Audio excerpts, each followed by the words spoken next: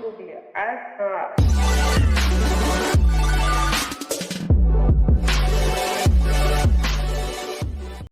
Hey, what's going on, guys? It is the SMT. Thanks for tuning in to watch this video. Glad you guys could be here. If you could, before we even get things started, go ahead and do the SMT a favor. Hit that like button and make sure you share this to your favorite social media platform.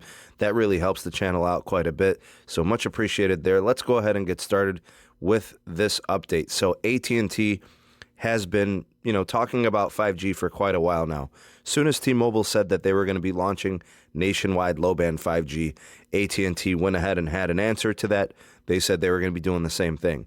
There are some differences here, so we're going to highlight that, though, in this video. So to get things started, there are going to be, obviously, clearly less markets in what AT&T is initially rolling out 5G in. The other piece is not just how many markets are going to be the difference, but also the number of phones. So AT&T is only going to be selling a single device that will be able to access the low-band 5G network from AT&T. That device is the Samsung Galaxy Note 10 Plus 5G, coming in at $1,300. It is a pricey proposition. It's definitely not in the affordable or the mid-range, so you got to be mindful of that. It's not going to be cheap to get into this phone. Also, it's not going to be cheap to get into the plan as well. You got to have one of the top two unlimited data plans from AT&T.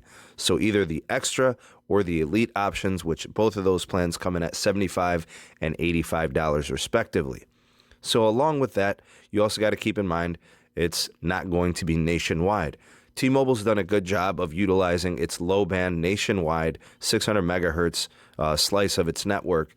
AT&T, not so much. Their initial launch is going to be focusing on markets that have their Band 5 or 850 megahertz spectrum.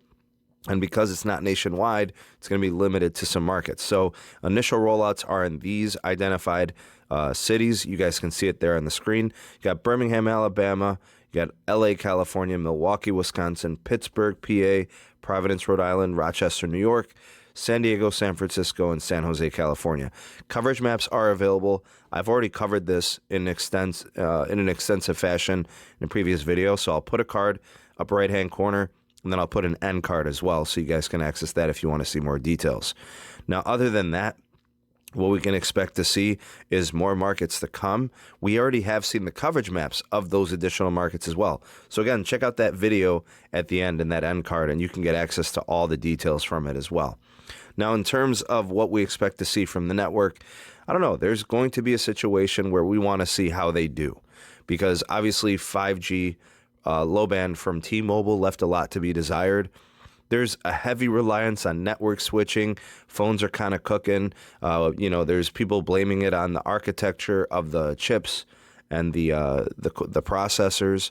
And then there's people like myself who see the aggressive handoff and switching and configuration of the network and how they're aggregating carriers and so on. I'm going to wait and see, but I'm cautiously optimistic that AT&T will do, a legitimate low-band 5G option.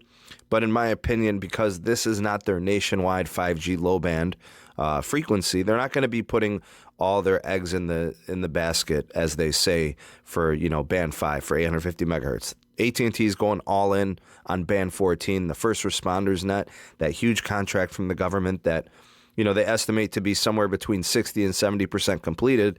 Once they switch that on for 5G, then I think we have a legitimate low-band option from AT&T.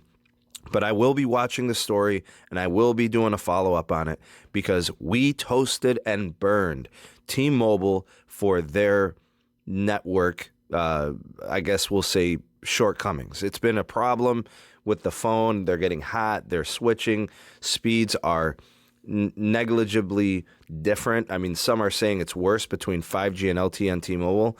We're going to see if AT&T does it any different, and we're going to see if they can improve upon the execution of anything that T-Mobile has offered up to this point. What say you? What do you guys think of this announcement now that AT&T's 5G low band is officially launched and it's in more cities than initially thought, and it's coming to more in the near future? Is it something that you're going to consider? Is it something that you're excited about? How do you think it's going to perform in comparison to T-Mobile? Because that's going to be the benchmark. Do they do it better? Do they do it different? Or do we expect to see the same thing, being that 5G is in its infancy stages? So let me know in the comment section below. Give me guys, drop me a line, so I can hear, what you guys have to say, and I get the pulse of the people, the SMT Nation. Love to hear your thoughts and opinions. So go ahead and do that down in the comment section below. Anyways, thank you for watching. Please do like and share this video to help this channel quite a bit. That would be amazing.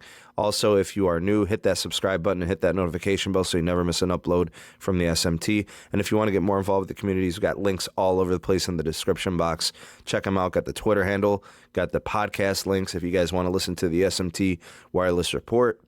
There's a PayPal share link if you want to help support and donate to the channel, as well as the communities and the Discord and the Patreon page. So go ahead and check all those links out. Anyways, thanks again for watching. I hope you guys have a great rest of the day. I am the SMT, and I will see you guys on the next video.